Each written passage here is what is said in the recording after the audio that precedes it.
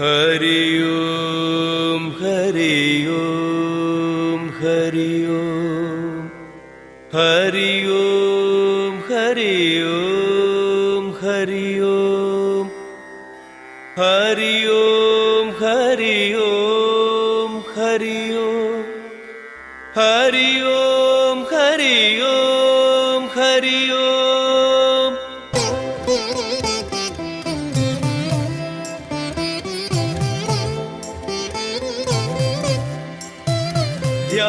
ധ്യാനജപാദികൾ ചെയ്തിടാത്തോൻ ആനന്ദാമൃതമുന്നില്ല. ധ്യാനജപാദികൾ ചെയ്തിടാത്തോൻ ആനന്ദാമൃതമുന്നില്ല. ധർമ്മം ദയ ഇവ കൂടാതെ സൽക്കർമ്മം ചെയ്യാൻ കഴിയില്ല. സൽക്കർമ്മം ചെയ്യാൻ കഴിയില്ല. ഹരി ഓം ഹരി ഓം ഹരി ഓം ഹരി ഓം ഹരി ഓം ഹരി ഓം ഹരി ഓം ഹരി ഓം ഹരി ഓം ഹരി ഓം ഹരി ഓം ഹരി ഓം. സംഘം മുഴുവൻ പോയിടാതെ സംസാരാഗ്നി കെടുകില്ല. സംഘം മുഴുവൻ പോയിടാതെ സംസാരാഗ്നി കെടുകില്ല. ഉള്ളിലസൂയയൊഴിഞ്ഞിടാതെ ഭഗവാൻ നേരിൽ വരുകില്ല. ഭഗവാൻ നേരിൽ വരുകില്ല. ഹരി ഓം ഹരി ഓം ഹരി ഓം ഹരി ഓം ഹരി ഓം ഹരി ഓം ഹരി ഓം ഹരി ഓം ഹരി ഓം ഹരി ഓം ഹരി ഓം ഹരി ഓം. അങ്ങനെ സൃഷ്ടിയെക്കുറിച്ച് ഉള്ള ചോദ്യമാണ് പരീക്ഷത്ത് മഹാരാജാവ് ശ്രീശുക ബ്രഹ്മർഷിയോട് ചോദിച്ചപ്പോൾ ശ്രീശുക ബ്രഹ്മർഷി ഇതേ ചോദ്യം പണ്ട് നാരദ മഹർഷി ആരോട് ചോദിച്ചു? ബ്രഹ്മാവിനോട് ചോദിച്ചു. അങ്ങനെ ബ്രഹ്മാവ് അതിന് ഉത്തരം പറയുകയാണ്. സൃഷ്ടിയുടെ പിന്നിൽ ആരാണുള്ളതെന്നും എങ്ങനെയാണ് ഈ സൃഷ്ടി വന്നതെന്നെല്ലാം വിസ്തരിച്ചു. അപ്പോൾ സൃഷ്ടിയെല്ലാം പ്രകടമായപ്പോൾ പിന്നെ ഭഗവാൻ എവിടെ പോയി? ഭഗവാൻ എവിടെയാണുള്ളത്?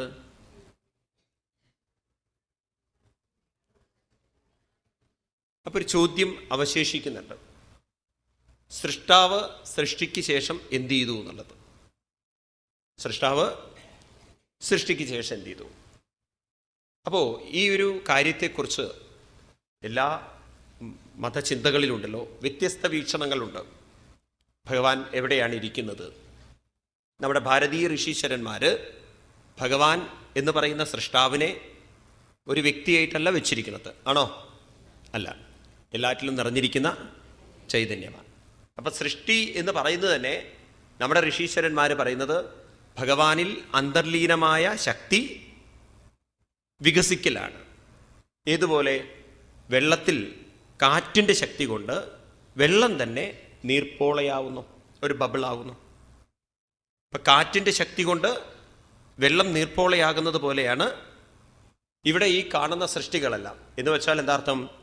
ഭഗവാനിൽ തന്നെ അന്തർലീനമായിരുന്ന 3 ശക്തികൾ. ഏതെല്ലാം? ഇച്ഛാശക്തി, ജ്ഞാനശക്തി, ക്രിയാശക്തി. ഈ 3 ശക്തികളെയും പ്രകടമാക്കുമ്പോൾ, അത് വികസിക്കുമ്പോൾ അതിന് 3 ഈശ്വര ശക്തികളെ അല്ലെങ്കിൽ ദേവശക്തികളെ ആരോപിച്ചിരിക്കുകയാണ്. ആരാണോ ഈ സൃഷ്ടിയെ വികസിപ്പിക്കുന്നത് അല്ലെങ്കിൽ പ്രകടമാക്കുന്നത്, ആരാണോ ഇതിനെ വികസിപ്പിക്കുന്നത്, അയാളെ എന്തു പറഞ്ഞു? ബ്രഹ്മാവെന്ന് പറഞ്ഞു. ആരാണോ ഇതിനെ നിലനിർത്തുന്നത്, അയാളെ വിഷ്ണു എന്ന് പറഞ്ഞു. ആരാണോ ഇതിനെ വീണ്ടും സംഹരിപ്പിച്ച് പഴയ അവസ്ഥയിലേക്ക് എത്തിക്കുന്നത്, അയാളെ ഈശ്വരൻ എന്ന് പറഞ്ഞു. അപ്പൊ ക്രിയാശക്തി, ഇച്ഛാശക്തി, ജ്ഞാനശക്തി. അപ്പം ഇവിടെ ഇച്ഛയുടെ പ്രതീകമായി ബ്രഹ്മാവ്, ഇവിടെ ജ്ഞാനത്തിൻ്റെ പ്രതീകമായി വിഷ്ണു, ഇവിടെ ക്രിയയുടെ പ്രതീകമായി ശിവൻ. അതുകൊണ്ടാണ് നമ്മൾ ശിവൻ താണ്ഡവ നൃത്തമാടുന്നതൊക്കെ ചിത്രീകരിച്ചിരിക്കുന്നത്. ഭഗവാന്റെ താണ്ഡവം എന്ന് പറഞ്ഞാൽ സംഹാരത്തിൻ്റെ താണ്ഡവം എന്ന് പറഞ്ഞാൽ ഒരു വ്യക്തി ഇങ്ങനെ ഇരുന്ന് കുലുങ്ങുന്നു നല്ല അർത്ഥം. ഓരോ പ്രപഞ്ച വ്യവസ്ഥ പ്രകാരം ഓരോ പ്രകൃതിയിലുള്ള ഓരോ വസ്തുവിനും ഓരോ സെല്ലിനും അതിനും ഒരു ക്രിയേറ്റിവിറ്റി ഉണ്ട്, ഒരു നിലനിൽപ്പുണ്ട്, അതിനൊരു വിനാശമുണ്ട്. ഇത് പ്രകൃതിയുടെ ഒരു അനന്തമായൊരു ചക്രമായി ഇങ്ങനെ നടന്നുകൊണ്ടിരിക്കണം. നിങ്ങളിലും എന്നിലും ഒക്കെ ഒരു ബ്രഹ്മാവുണ്ട്, ഒരു വിഷ്ണുവുണ്ട്, ഒരു ശിവനുണ്ട്. ഓരോ സെല്ലുകളും പുതിയതായി ജനിക്കുന്നുണ്ടോ? ഉണ്ടോ? അത് കുറച്ചു നേരത്തേക്ക് നിലനിൽക്കുന്നുണ്ടോ? അതിലൊരു മരണം സംഭവിക്കുന്നുണ്ടോ? എല്ലാവരിലും ആരൊക്കെ ഉണ്ട്? ബ്രഹ്മാവുമുണ്ട്, വിഷ്ണുവുണ്ട്, ശിവനുമുണ്ട്. എല്ലാവരിലും ഏത് വസ്തുവിലുമുണ്ട്. ഒരു കൺസ്ട്രക്ഷൻ, ഒരു സസ്റ്റെയിൻ, കുറച്ചു കാലം നിൽക്കും, പിന്നെ ഒരു ഡിസ്ട്രക്ഷൻ. ഇപ്പൊ ഗോഡ് എന്നുള്ള ശബ്ദത്തിന് തന്നെ നമ്മുടെ പൂർവികന്മാർ അർത്ഥം പറയുന്നത് there is A generating power, അത് ജനറേറ്റ് ചെയ്യപ്പെടുന്നു, പിന്നീടത് നിലനിൽക്കുന്നു, അത് പിന്നീടത് ഡിസ്ട്രക്ഷൻ ചെയ്യുന്നു. അപ്പൊ അതുകൊണ്ട് ഗോഡ് എന്നുള്ള അക്ഷരങ്ങൾക്ക്, ആ ശബ്ദത്തിന്റെ അക്ഷരങ്ങൾക്ക് ഒന്ന് ജനറേറ്റിംഗ്, ഓ എന്നുള്ളതിന് ഓർഗനൈസിങ്, ഡി എന്നുള്ളതിന് ഡിസ്ട്രക്റ്റിംഗ്. എല്ലാറ്റിലും ഏതിലും എവിടെ നോക്കിയാലും നമുക്കത് കാണാൻ സാധിക്കും. പ്രപഞ്ച വ്യവസ്ഥ തന്നെ അങ്ങനെയാണ്. അപ്പം അങ്ങനെ നമ്മൾ ഈ ഒരു കാര്യത്തെ മനസ്സിലാക്കുമ്പോൾ അപ്പോൾ ഒരു ചോദ്യം ഇവിടെ വീണ്ടും പരീക്ഷത്ത് മഹാരാജാവ് ചോദിക്കുകയാണ്. ഇതൊക്കെ മനസ്സിലാക്കിക്കൊണ്ട് എങ്ങനെയാണ് ബ്രഹ്മാവ് സൃഷ്ടി നടത്തിയിരിക്കുന്നത്? ബ്രഹ്മാവിൻ്റെ സൃഷ്ടിയുടെ ആ സങ്കല്പത്തിൻ്റെ വികാസം എനിക്കൊന്നുകൂടി വിസ്തരിച്ച് പറഞ്ഞു തരൂ എന്ന് 8-ാമത്തെ അധ്യായത്തിൽ ചോദിക്കുകയാണ്. നോക്കൂ, അങ്ങ് നാരദ മഹർഷിക്ക് പറഞ്ഞു കൊടുത്തു എന്നുള്ള കാര്യം പറഞ്ഞല്ലോ. അതിനുശേഷം ബ്രഹ്മാവ് ഏതൊരു തത്വം മനസ്സിലാക്കിയിട്ട് എങ്ങനെയാണ് സൃഷ്ടിക്രമങ്ങളൊക്കെ നടത്തിയത് എന്ന്. എന്തിനാ അത് പറഞ്ഞു തരുന്നത്? ഏതൽ വേദിതുമിച്ഛാമി തത്വം വേദവിദം വര ഹരേരത്ഭുത വീര്യസ്യ കഥാ ലോകസുമംഗള. ഭഗവാന്റെ ലീലകൾ എത്ര കേട്ടാലാണ് മതി വരിക? എന്നെ സംബന്ധിച്ചാണെങ്കിൽ കഥയസ്വ മഹാഭാഗ യഥാഹം അഖിലാത്മനി കൃഷ്ണേ നിവേശ നിസ്സംഗം മനസ്തക്ഷേ കളേഭരം. എനിക്കിനി ഒരൊറ്റ മോഹം മാത്രമേ ഉള്ളൂ, എൻ്റെ മനസ്സിനെ ആത്മാവായിരിക്കുന്ന ഭഗവാനിലേക്ക് എത്തിച്ച് ഈ ശരീരം ഉപേക്ഷിക്കണം. എൻ്റെ മുന്നിലേക്ക് തക്ഷകൻ കടന്നു വരുന്നുണ്ട്. അതുകൊണ്ട് ഭഗവാന്റെ ലീലകളാകുന്ന ഈ അത്ഭുത പ്രപഞ്ച രഹസ്യങ്ങളെ എനിക്ക് പറഞ്ഞു തരൂ. യത് അദാതുമതോ ബ്രഹ്മൻ ദേഹാരംഭോസ്യദാതുബി എതിർച്ചയാ ഹീതുനാവ ഭവന്തോ ജാനതേ യഥാം. ശ്രീശുഖബ്രഹ്മർഷേ, പഞ്ചഭൂതങ്ങളോടുകൂടി ഭഗവാൻ ഈ പ്രപഞ്ചത്തെ സൃഷ്ടിച്ചു, അല്ലെങ്കിൽ ഭഗവാൻ തന്നിലുള്ള ശക്തി വികസിപ്പിച്ചുകൊണ്ട് ഈ പ്രപഞ്ചം സൃഷ്ടിച്ചു എന്ന് പറഞ്ഞു. എന്നിട്ട് ഭഗവാൻ എന്തൊക്കെയാണ് ചെയ്തിരിക്കുന്നത് അതൊക്കെ ഒന്ന് എനിക്ക് വിസ്തരിച്ച് പറഞ്ഞു തരൂ എന്ന് പറഞ്ഞപ്പോൾ നാരദ മഹർഷിക്ക് ബ്രഹ്മാവ് പറഞ്ഞു കൊടുത്തിരിക്കുന്ന രഹസ്യങ്ങളെ ഇവിടെ 9-ാമത്തെ അധ്യായത്തിൽ പറഞ്ഞു കൊടുക്കുകയാണ്. ശ്രീശുഖ ബ്രഹ്മർഷി പറയുന്നു, ഭഗവാൻ വാസ്തവത്തിൽ അരൂപിയാണെങ്കിലും ഭഗവാൻ അനവധി രൂപമെടുത്തിരിക്കുന്നത് പോലെയാണ് ഇവിടുത്തെ നമ്മൾ ലീലകളെ കാണേണ്ടത്. ബഹുരൂപൈവാഭാതി മായയാ ബഹുരൂപയാ രമമാണോ ഗുണശ്വാസ്യ മമാഹമിതി മന്യതേ ആത്മതത്വവിശുദ്ധ്യർത്ഥം യഥാഹ ഭഗവാൻ നൃതം ബ്രഹ്മണേ ദർശയൻ രൂപം അവ്യലീകവൃതാധൃതാം. നോക്കൂ, ഭഗവാൻ അരൂപനാണെങ്കിലും ഭഗവാൻ അനവധി രൂപമെടുത്തതുപോലെയാണ്. മായ കൊണ്ട് അനവധി രൂപമെടുത്തിരിക്കുകയാണ്. അതിനെക്കുറിച്ച് അങ്ങേക്ക് ഞാൻ വ്യക്തമായി പറഞ്ഞു തരാം. ബ്രഹ്മാവിന് ഇത് വെളിപ്പെട്ടു. എങ്ങനെയാണ് അത്രേ? പണ്ട് ബ്രഹ്മാവ് തൻ്റെ പത്മത്തിൽ അങ്ങനെ ഇരിക്കുമ്പം, ഭഗവാന്റെ നാഭിയിൽ നിന്നുണ്ടായ പത്മത്തിൽ ഇരിക്കുമ്പോൾ അദ്ദേഹത്തിൻ്റെ ഉള്ളിലൊരു ചിന്ത വന്നു എന്നാണ്. എന്താ ചിന്ത?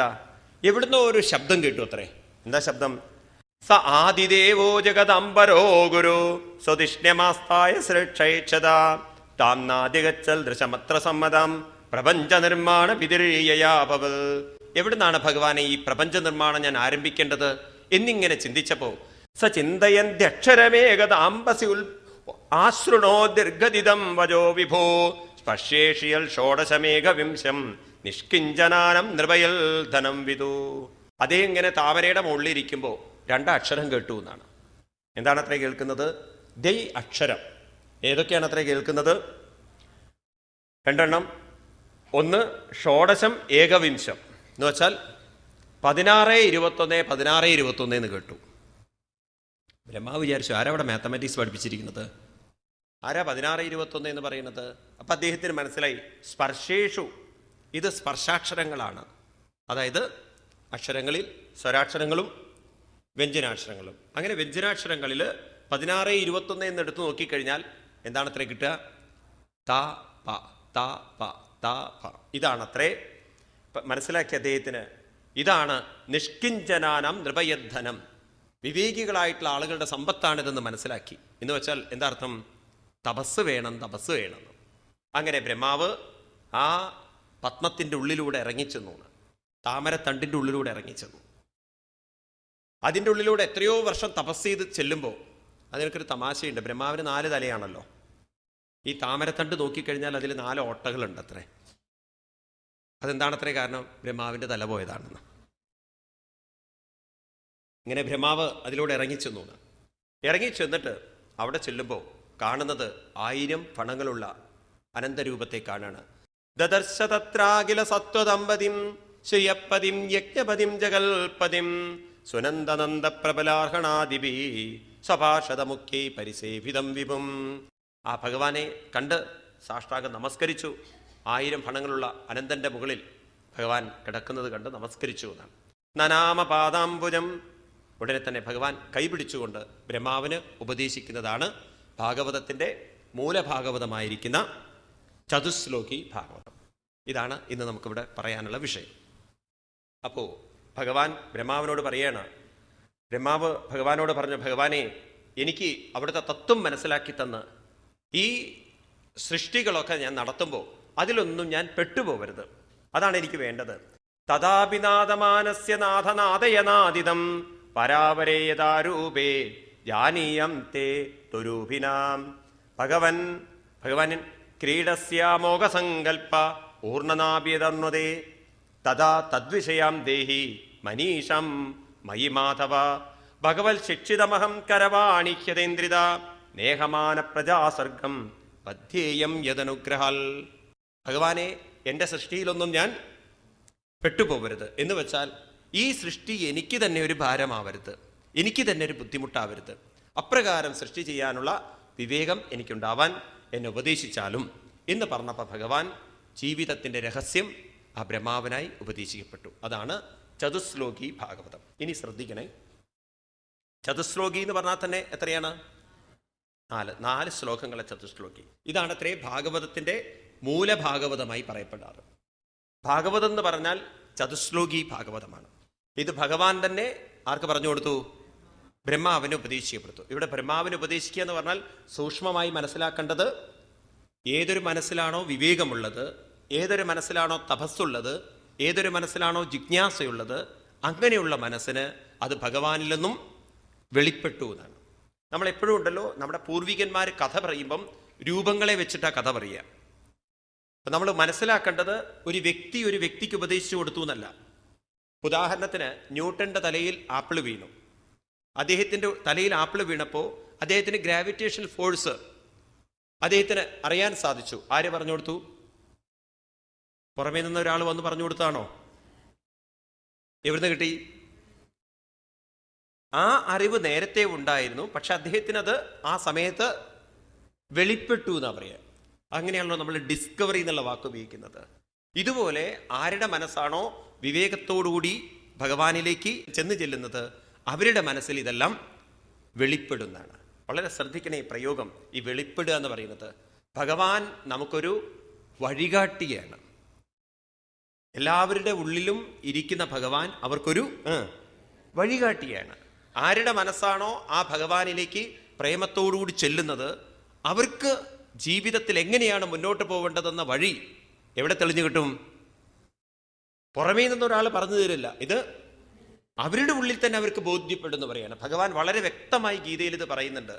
എൻ്റെ ഭക്തന്, യഥാർത്ഥ ഭക്തന് ഞാൻ എന്താ കൊടുക്കുക? ചോദിച്ചത് കൊടുക്കുന്ന എഴുതി വെച്ചിട്ടില്ല. വളരെ ശ്രദ്ധിക്കൂ നിങ്ങൾ. ഗീതയിലെ 10-ാം അധ്യായത്തിലെ 10-ാമത്തെ ശ്ലോകത്തിൽ പറയും, തേഷാം സതതയുക്താനാം ഭജതാം പ്രീതിപൂർവകം ദദാമി ബുദ്ധിയോഗം തം യേന മാമുപയാന്തി തേ. തേഷാം, ആരാണോ ഭജതാം ഭജിക്കുന്നത്. എങ്ങനെ ഭജിക്കുന്നത്? പ്രീതിപൂർവകം എന്ന് വെച്ചാൽ പ്രീതിയോടെ ഭജിക്കുക എന്ന് പറഞ്ഞാൽ നെഞ്ചത്തടിച്ച് പ്രാർത്ഥിക്കുക നല്ല അർത്ഥം. മനസ്സിലായില്ലേ? ബഹളം വെച്ച് പ്രാർത്ഥിക്കുക നല്ല അർത്ഥം. പ്രീതിയോടുകൂടി പ്രാർത്ഥിക്കുക എന്ന് പറഞ്ഞാൽ പരിപൂർണമായ സമർപ്പണത്തോടു കൂടിയിട്ട് ആരെന്നെ ഭജിക്കണോ ദദാമി. ഭഗവാൻ ഓഫർ ചെയ്യണം, പ്രോമിസ് ചെയ്യണം. ഞാൻ ദദാമി, കൊടുത്തിരിക്കും. എന്താ ഭഗവാൻ കൊടുക്കുന്നത്? ചോദിക്കുന്നത് കൊടുക്കുമെന്ന് എഴുതി വെച്ചിട്ടില്ല. ഭഗവാൻ വളരെ വ്യക്തമായി പറയുന്നത് ദദാമി ബുദ്ധിയോഗം തം. അവർക്ക് ഞാൻ എന്ത് കൊടുക്കും? ബുദ്ധിയോഗം കൊടുക്കും. ബുദ്ധിയോഗം എന്ന് പറഞ്ഞാൽ ഭഗവാൻ അവർക്ക് വേണ്ടുന്ന അറിവ് ആ സമയത്ത് അവർക്ക് കൊടുത്തിരിക്കും. പാന വരണ്ടാൽ അപ്പം അവർക്ക് ബോധ്യവും ഓടണം എന്നുള്ളത്. ആ വിവേകം ഭഗവാൻ കൊടുത്തിരിക്കും. അതല്ല ഗുരുവായൂരപ്പ, അയ്യപ്പ, ഏറ്റുമാനൂരപ്പ, ചോറ്റാനിക്കരപ്പ രക്ഷിക്കുമെന്ന് പറഞ്ഞു കഴിഞ്ഞാൽ ഒരു ചോറ്റാനിക്കരപ്പനും ഒരു ഏറ്റുമാനൂരപ്പനും ഒരു വടക്കുന്നാഥപ്പനും ഒരു എറണാകുളത്തപ്പനും രക്ഷിക്കാൻ പോകുന്നില്ല. മനസ്സിലായില്ലേ? ഭഗവാൻ ആനയുടെ ഉള്ളിലുമുണ്ട്, ഭഗവാൻ നമ്മുടെ ഉള്ളിലുമുണ്ട്. പണ്ടൊരു ഗുരു പറഞ്ഞു കൊടുത്തു ശിഷ്യന്, ശിഷ്യ തത്വമസി. ഗുരു എന്താ അർത്ഥം? നീ ബ്രഹ്മമാകുന്നു.